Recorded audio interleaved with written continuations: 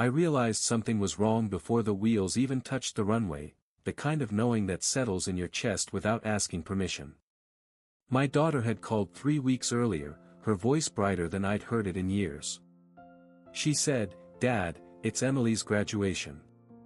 We want you here." She didn't hesitate. She didn't sound obligated. She sounded sure. At my age, you don't get many invitations that sound like that, so I said yes before she finished the sentence. I booked the flight that same afternoon. Coast to coast. Window seat, because I like to see where I'm landing. I ironed my good shirt the night before, the one I only wear to weddings and funerals, and I laid it out on the bed like I used to when I was still trying to impress people. I told myself this mattered. The flight was long and uncomfortable. My knees locked up somewhere over the Rockies, and the man beside me slept the whole way with his elbow digging into my side. I didn't say anything. I kept thinking about Emily as a little girl, the way she used to run ahead of me at the zoo and then turn around to make sure I was still there. I wondered if she still did that with anyone. When we landed, the plane emptied fast. Everyone seemed to have somewhere to go. I waited until the aisle cleared, stood slowly, and pulled my bag down with both hands. I checked my phone before turning it off airplane mode. No messages. That was fine. I told myself they were probably circling the terminal. I walked out into the arrivals area and stood there with my suitcase by my leg, scanning faces. Families were hugging. A young man held a sign with a name written in thick marker. Someone laughed loudly nearby. I stood still, then shifted my weight when my back started to ache. 10 minutes passed. Then 20. I checked my phone again. Still nothing. I sent a simple text. "I've landed." No question mark. No guilt in it. Just a fact. I waited a little longer before I understood that no one was coming, and that understanding stayed with me like a quiet embarrassment I couldn't shake. I stood there long enough that a security guard glanced at me twice, the second time slower, like he was deciding whether I needed help or just pity. I didn't give him either.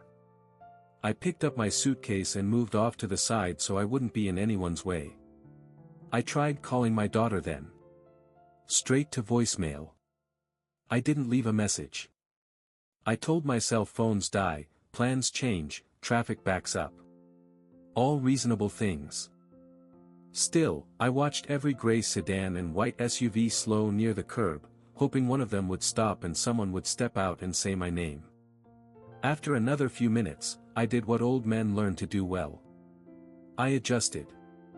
I asked an airport employee where the taxi stand was and followed his directions slowly, dragging my bag behind me. My shoulder burned by the time I got there. The driver didn't get out to help. He just popped the trunk from his seat. During the ride, I stared out the window at a city I hadn't seen in over a decade. New buildings, new exits, everything bigger and louder than I remembered. The driver tried to make conversation. Asked if I was visiting family. I said yes. He nodded like that explained everything. When we pulled up to the address my daughter had texted me weeks earlier, the house was already busy.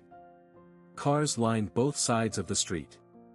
Balloons tied to the mailbox. I paid the driver, tipped more than I should have, and stood there for a moment getting my balance before lifting my suitcase out myself. No one noticed me at first. Music drifted from the backyard. Laughter, clinking glasses. I walked up the driveway and paused, suddenly unsure where to put my bag. Finally, I leaned it against the garage and straightened my shirt. My daughter spotted me then. Her smile flashed quick and startled, like she hadn't expected me yet. She hugged me, light and brief, and said, "Dad, you made it," in a tone that sounded more relieved than happy. I waited for an apology. For an explanation. It didn't come. Instead, she took my arm and guided me toward the backyard, already talking about the weather and how fast the day had gone. I let her. I told myself this was just a rough start, that once I settled in, it would feel like I belonged. But as I stepped into the party and scanned the tables, I noticed something small and sharp. There wasn't a single place set for me. I stood there holding a paper plate like it was a question no one wanted to answer. Every table was full. Place cards taped down with names written in careful handwriting. Emily's friends. Her friends' parents. Cousins I barely recognized anymore. There was no card with my name on it. No chair tucked in for me. I told myself it was an oversight. Big events have gaps. People forget things they didn't mean to forget. Still, I waited near the edge, hoping someone would notice and fix it without me having to ask. My daughter noticed eventually. Her eyes flicked from my face to the tables and back again. She frowned, quick and practiced, then said a little too loudly, "Oh, Dad, just grab any seat for now." She said it like that should solve everything. There wasn't any seat to grab. A woman I think was her sister-in-law stood up halfway, then sat back down, smiling apologetically without moving her purse. Someone suggested I could sit on the low garden wall until they figured it out. I nodded, because nodding is easier than saying you shouldn't have to sit on a wall at your granddaughter's graduation. Emily came over then, still wearing her cap pushed back on her head. She hugged me tighter than anyone else had. "I'm glad you came, Grandpa," she said quietly. That part was real. I could tell. My daughter hovered nearby, snapping her fingers at her husband, whispering urgently. Chairs scraped. Someone brought over a folding chair from inside and set it near the drinks table, not quite with anyone else. No plate. No napkin. Just a chair. "Here we go," my daughter said, forcing a smile. "All set." I sat down slowly, careful with my knees. From where I was, I could see everyone, but no one was really looking back. Conversations resumed in pieces, a little strained at first, then smoother once people realized the moment had passed. I watched Emily laugh with her friends. I watched my daughter refill glasses and avoid my eyes. A man at the table nearest me leaned over and asked what city I flew in from, then turned away before I finished answering. No one meant to be cruel. That was the worst part. I realized then that I hadn't been invited into the center of this day. I had been added to the edge of it, and everyone was hoping I wouldn't notice. I sat there longer than I should have, nodding when people spoke to me and pretending not to notice how often they spoke past me instead. The folding chair creaked every time I shifted, like it was reminding everyone it didn't belong there either. My daughter finally brought me a plate. Cold chicken, a scoop of potato salad already separating. She set it on my lap and said, "Eat before it's gone," then moved away before I could thank her. I didn't have a fork. I ate with my fingers, careful and slow, hoping no one would notice. At one point, my son-in-law leaned down and said, "Hey, sorry about the mix-up, really," in a voice that suggested we were both responsible for it somehow. I said it was fine. That's what I've always said. He clapped my shoulder once, too hard, then went back to his friends. Someone suggested moving things around so I could join a table. That started a quiet argument. Chairs scraping. A woman said there wasn't room. Another said people had already settled. My daughter snapped, "It's not a big deal," and then caught herself when she saw my face. I looked up at her then and said, calmly, "I can leave if it helps." I didn't mean it as a threat. I meant it as an option. Her face flushed. "Dad, don't do that," she said sharply. A few heads turned. Emily looked over, confusion crossing her face. My daughter lowered her voice. "Please don't make this about you today." That sentence landed heavier than anything else had. I nodded again, because that's what I do, and stared down at my plate. My hands were shaking a little, so I set the food aside untouched. I could feel something tightening in my chest, not anger exactly, more like a door closing slowly. Emily came over once more before speeches started. She asked if I was okay. I told her I was proud of her. She smiled, but she looked back at her mother like she sensed something was wrong. When the speeches began, everyone stood except me. No one noticed. I listened to my daughter talk about sacrifice and family and showing up for the people you love.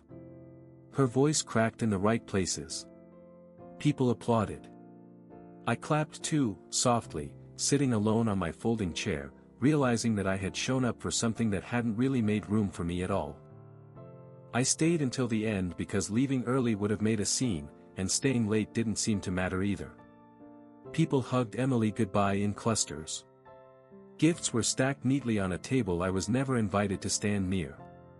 When it started to thin out, I finally stood, my knees stiff and uncooperative, and waited for someone to notice I was ready to go. My daughter did. She walked over with her phone still in her hand and said, "So, where are you staying tonight?" The question caught me off guard. Not because she asked, but because of how late she asked it. I told her the name of the hotel. She frowned, tapped at her screen, then said, "Okay.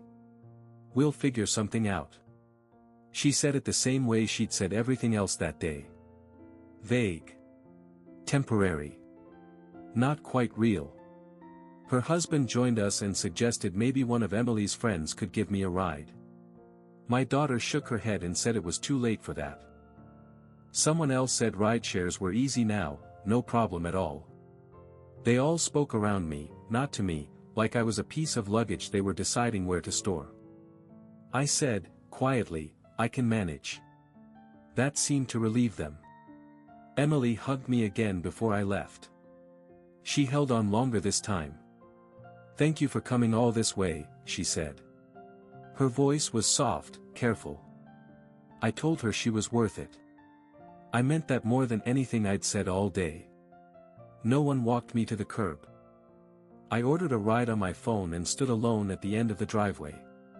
The balloons bobbed gently behind me, bumping against the mailbox. Laughter drifted out from inside as someone turned the music back up. In the car, the driver asked how the graduation went. I said it was nice. That's another thing old men learn. How to use small words to carry big disappointments. Back at the hotel, I sat on the edge of the bed with my jacket still on.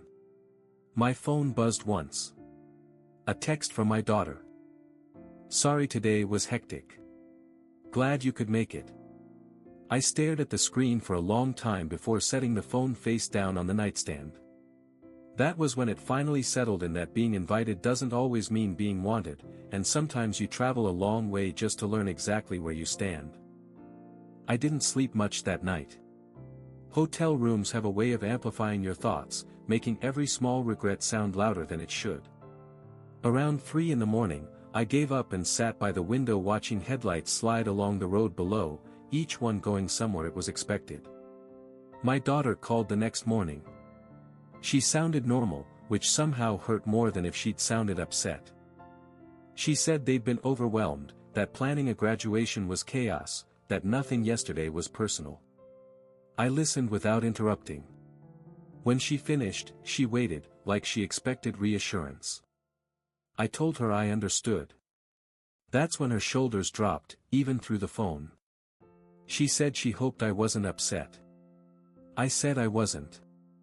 That wasn't entirely true, but it was easier than explaining the difference between hurt and anger. She asked if I wanted to come by before my flight home. I hesitated too long. She noticed. "Dad," she said, a little defensive now, "we really did want you there." I believed she believed that. When I went back that afternoon, the house was quieter. Decorations half taken down. Leftover food stacked in mismatched containers. They'd set a place for me at the kitchen table this time. My name written on a sticky note. Yellow. Crooked. It felt like a correction, not an invitation. We talked about small things. Weather. Emily's plans. My flight time. No one mentioned the airport pickup. No one mentioned the folding chair. The silence around those things was thick, like everyone had agreed they were too fragile to touch. Emily hugged me before I left. She whispered, "I'm sorry," though I don't think she knew exactly what she was apologizing for. I told her again how proud I was. That part still mattered. At the door, my daughter said, "Next time, we'll do better." She meant it. I could hear that. What she didn't say was whether there would be a next time. On the plane home, I looked down at the clouds and felt something settle that hadn't before. Not bitterness. Not even sadness. Just a clear understanding. I had shown up because I still believed showing up meant something, and now I knew exactly how much room that belief was given. Back home, my apartment felt smaller than I remembered. Same furniture. Same quiet. But something had shifted in me, like a picture knocked just slightly crooked. I unpacked slowly, folding the good shirt back into the drawer even though it was still clean. I didn't feel like wearing it again anytime soon. A few days passed before my daughter called again. This time she sounded careful.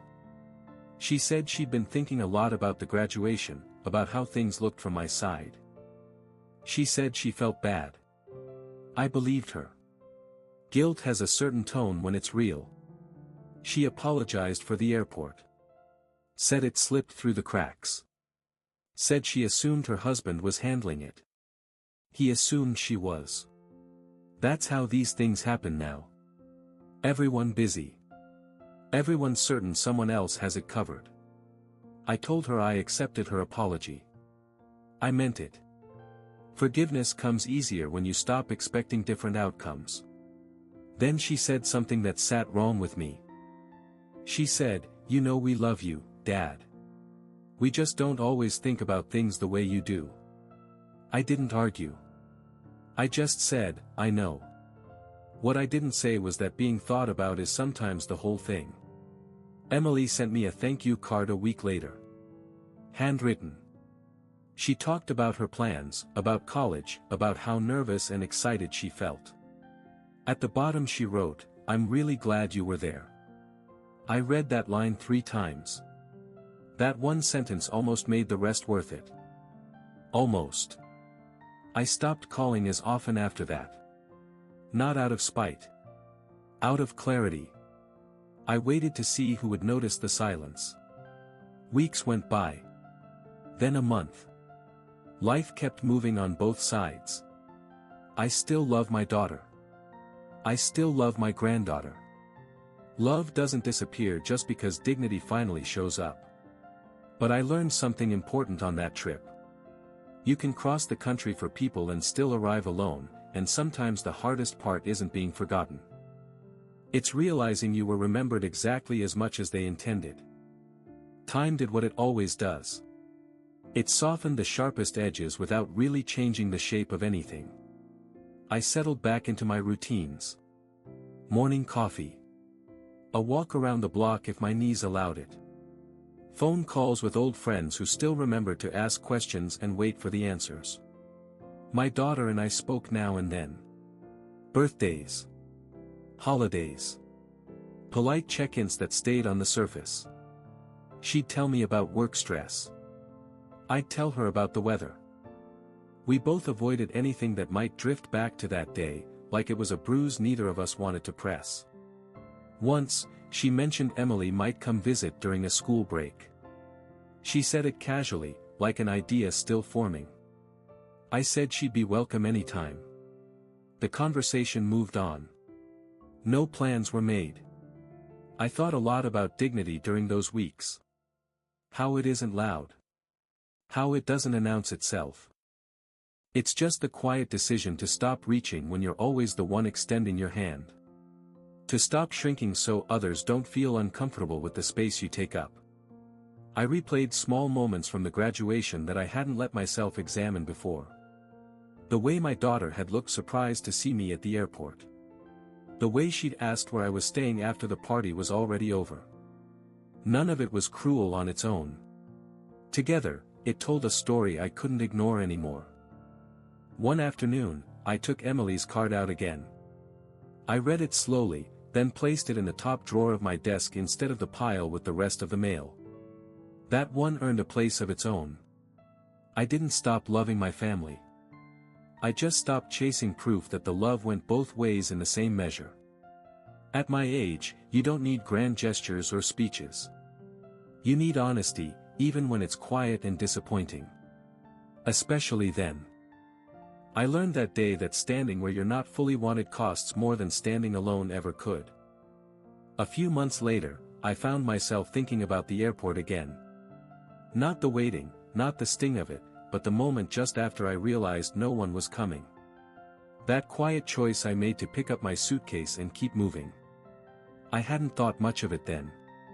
It felt automatic. Now I see it differently.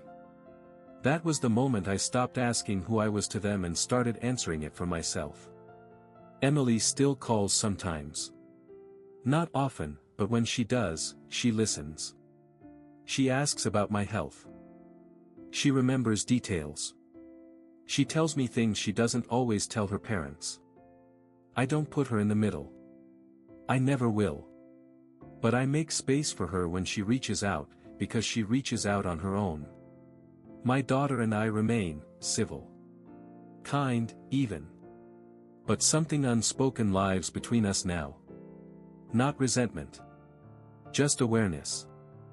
I no longer volunteer to fly out. I wait to be asked, and if the asking comes, I'll listen carefully to how it sounds. I've learned that dignity doesn't come from being included at the last minute or accommodated after the fact. It comes from knowing when your presence matters and when it's being managed.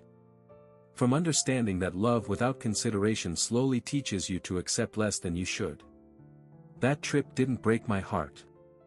It clarified it. I still keep my suitcase in the closet. Still capable of packing it. Still willing, under the right circumstances. But I don't confuse effort with belonging anymore. At this stage of life, I don't need to be the center of anyone's world. I just need to know that when I'm invited in, there's a chair waiting for me, and that I don't have to earn the right to sit down.